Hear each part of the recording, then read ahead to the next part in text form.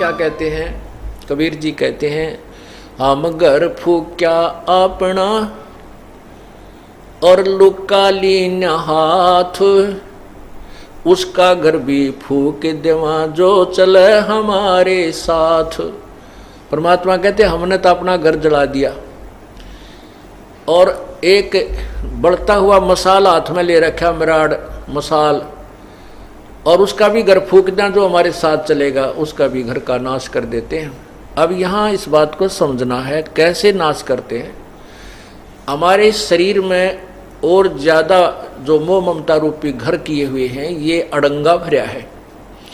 कहते हैं जो हमने तो अपना ये घर साफ कर लिया, फूक फाक दिया, इसके अंदर जो कबाड़ भरा था, और उसका घर भी फूक दें जो हमारे साथ, अर्थात हमारा पंथी होगा, हमारा हम सफ़र होगा, हमारे अनुसार जो चलेगा, उसका भी ये सारा कुबाड़, उसके घर के अंदर का सारा गंद जला देंगे। हम घर फूक्या अपना और लुका लेना हाथ, उसका घर भी फूक देवा जो चले हमारे साथ। एक बार श्री नानक जी अपने दो वो शिष्यों के, विशेष शिष्य थे उनके साथ भ्रमण पर जा रहे थे। एक वृद्धा उनकी बहुत अच्छी सेविका थी, वो उनके वहाँ रुके, तीनों जने। बुढ़िया ने बड़ी सेवा करी, गायें बांध रखी थी। हाँ, पहले वो जाते थे तो बुढ़िया बहुत ज़्यादा समय गुरुजी के पास बैठ करके ज्ञान सुनने में लगाती थी। दूसरी बार जब वो दूसरी तीसरी बार गए तो वह बुढ़िया ने गाय ले ली मोल। गाय लेकर के उसको परवरिश में लगी रहती थी। गुरुजी गए तो उनको अच्छा दूध, गाय का, फिर दही मक्खन, खूब सेवा की। और गुरुजी के पास थोड़ी बैठे, गाय के संभाल घनी करे, और बैठे जब गाय की चर्चा कर दे। गुरुजी गाय बहुत अच्छी है, इतना दूध देती है, ये तो 2 महीने पहले भी, 1 महीना पहले दूध देना बंद करती है, फिर तुरंत ब्याह जाती है। अब फिर क्या कहती है परमात्मा, जब गुरुजी चलने लगे, सुबह न बोले भगवान करे बुढ़िया तेरी गाँव मरियो। ओ ले भाई, ये गाँव मरियो, ये आशीर्वाद दे दिया कि परमात्मा रब करे तेरी गाँव मरियो। अब बुढ़िया भी गुरुजी के मुँह का न देखे, भाई यूँ के कहा, गुरुजी ने अच्छी सेवा करी, दूध पियाया, घी खवाया, गाय कर, ये मरियो।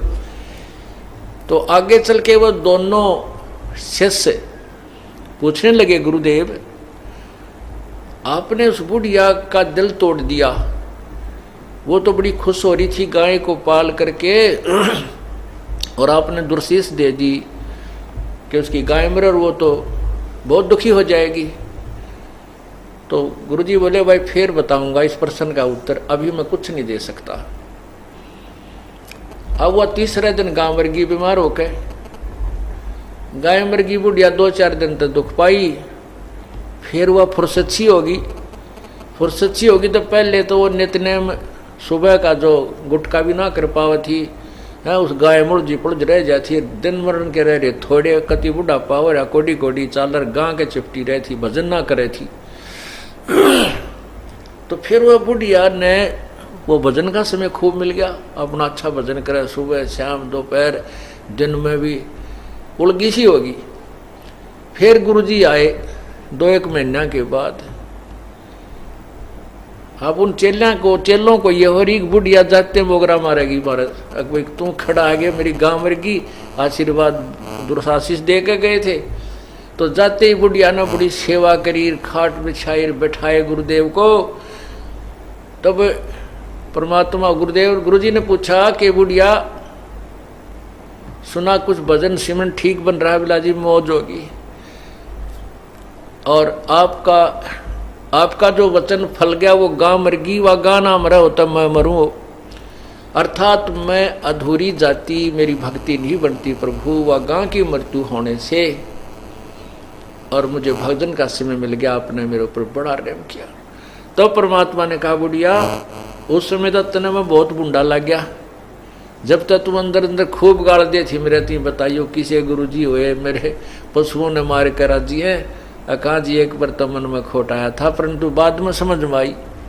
तब परमात्मा उस गुरुदेव ने बताया श्री नानक जी ने कि बुढ़िया ये काल का जाल है, ईब तेरा कौन सा पहलवान बनने का समय है, अपने 2 रोटी खा लो की सूखी भजन करे, बताई दूध मत के काटेगी के दही न फूकेगी, टाइम तेरा थोड़ा सा रह रहा है, भक्ति तू कर नहीं रही थी, सारा दिन गांव की चर्चा चल रही थी, इससे के चक्कर में रह थी, मैं भी तेरे पास डटा तो तूने सारा दिन में तो जो है ना 10% मेरी बात सुनी, 90% तू अपने झंझट में फंस रही थी। अब तेरे उपकार के लिए ये आशीर्वाद देना पड़ा कि तेरी या गऊ यहाँ से छुटे। तो पुण्यात्मा फिर बुढ़िया का कसूती समझ में आ गई, अके भगवान कति नाश हो गया था, मेरे तो अंतिम समय आ रहा था और कति राम नाम की रुचि रही नहीं थी, गाय मुड़ हो रही थी। तो पुण्यात्मा संत जो करते हैं वो ठीक करते हैं, भगवान जो करता है वो बहुत अच्छा करता है। उसके लिए क्या बताते हैं कि कोट जन्म तन भर मत होगे कुछ ना हाथ लगा रे, कुकर सुकर खरबा बोरे कौआ हंस वगारे, कोटि जन्म तू राजा की न मिटी न मन की आशा, और भिक्षक होकर दर दर घूम लिया ये मिला ना निर्गुण रासा। इंद्र कुबेर इसकी पदवी ब्रह्मा वरुण धर्मराया, और विष्णुनाथ के लोक को जाके फिर भी उल्टा आया। अब उस माई का यह बात समझ में आई तो वह घनी खुश होगी, न बोली बेटा तक गया सोयो तो दुख भुला नहीं जाता, लेकिन अब काम सीधा मिल गया मुझे।